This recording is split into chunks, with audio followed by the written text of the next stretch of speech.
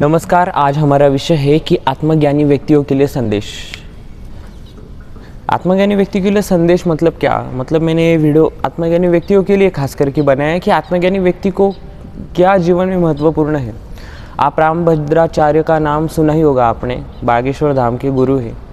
वो एक बार नासिक में आए थे तो उन्होंने क्या कहा था कि आत्मज्ञानी व्यक्ति जो है, हमारे लोग अभ्यास नहीं करते, उन्होंने स्टडी करना चाहिए, अभ्यास करना चाहिए, हमारे धर्म ग्रंथ को पढ़ना चाहिए।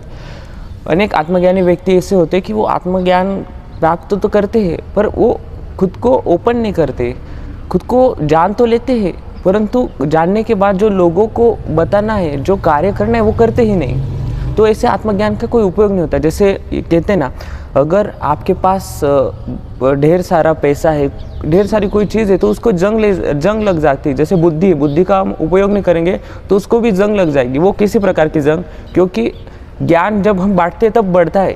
जो अपने पास ही रहता है तो ज्ञान बढ़ता नहीं है, वो उल्टा घट जाता है।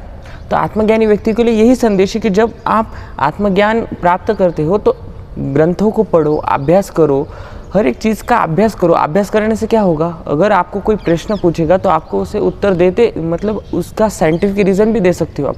क्योंकि जो सनातन धर्म है वो एक्चुअली में प्योर साइंस है, उसमें कोई अंधश्रद्धा नहीं है। इसलिए जो अंधश्रद्धा डालता है वो भी आपको पता चलता है कि किसने किस साल में क्या किया है। इसलिए आत्मज्ञानी व्यक्ति है, मतलब आप आत्मज्ञान प्राप्त कर लें, मतलब आपके पास अपने आप सब कुछ ज्ञान है। तत्व का ज्ञान तो आ जाएगा, निर्गुण निराकार परब्रह्म परमेश्वरी तत्व का ज्ञान आ जाएगा, परंतु बाह्य अंग से जो ज्ञान चाहिए, जो लोगों को समझाने के लिए वो कला चाहिए, वो बहुत आवश्यक है जीवन में। और ये आत्मज्ञानी व्यक्तियों के लिए सबसे महत्वपूर्ण बात है। जब हम आज, और दूसरी बात ये है कि आत्मज्ञानी व्यक्ति का आचरण भी शुद्ध, पवित्र, अच्छा होना चाहिए। आजकल क्या हो रहा है, आत्मज्ञानी व्यक्ति, मतलब मैं दोष तो नहीं दे रहा हूँ किसी को, परंतु मेरा कहने का, जैसे रामभद्राचार्य ने कहा, वैसे मेरा उद्देश्य है बताने का कि हमें आचरण भी उतना करना कि कोई हमारे ऊपर उंगली ना डाले कि ये क्या कर रहे, ये क्या है। यही आचरण हमें हमारे चरित्र को ऊपर तक लेके जाएगा। नहीं तो आपने कई लोगों को देखा है, बड़े बड़े लेवल पर चले जाते हैं, परंतु ऐसा हो जाता है कि कुछ गलत बोल दिया, कुछ गलत हो गया तो धीरे से नीचे आ जाते हैं। क्योंकि आचरण की कमी होती है। जब आचरण शुद्ध रहता है तो चरित्र शुद्ध बनता है।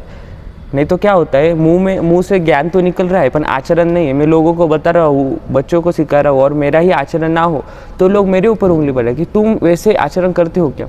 इसलिए आत्मज्ञानी व्यक्तियों के लिए जितना तुम ज्ञान बांटते हो उतना तुम आचरण भी करो, तभी इस संसार में आप पूजनीय खेले जाओ, मतलब पूजनीय बता जाओगे कि नहीं, ये व्यक्ति आचरण भी करता है।